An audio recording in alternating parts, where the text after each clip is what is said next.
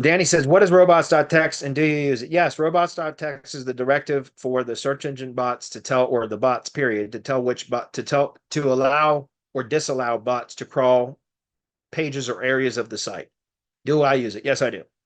For the most part, most local business sites and stuff, it's going to be just a very basic robots.txt file. But in some projects, especially like when I do audits, I just finished auditing a interesting project 2 or 3 weeks ago now. There's a company that sells um, like training programs on how to barbecue, from top level barbecue and pit masters and smoke masters or whatever the fuck you call them.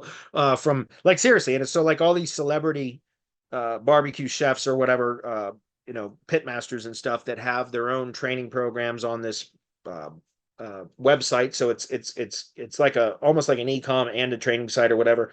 And I got asked to audit it. So, one of my clients hired me to audit it. So I audited it for them, and there was a ton of there was some indexing issues because of, and part of, and what I identified was that the site has a ton of member area pages that were being crawled by Google because there was no robots.txt directive to disallow crawling of those pages, basically telling the bots to go take a hike, go kick rocks. You're not crawling these pages.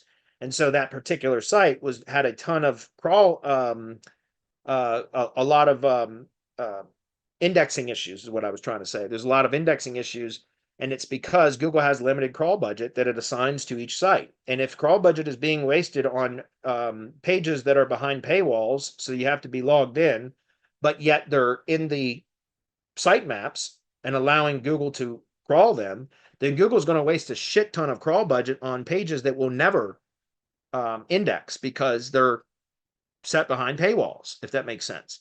And so that's where robots.txt directive is perfect, because you can go in and disallow crawling of pages past a certain directory. So like members, for example, like if it's domain.com/members/ and then whatever the paid pages are, the URL slugs or permalinks, then you could just say disallow all crawling for any pages, members. So members / and then you use the asterisk symbol, and that's a wildcard saying do not allow any crawling of any sub pages of this members directory.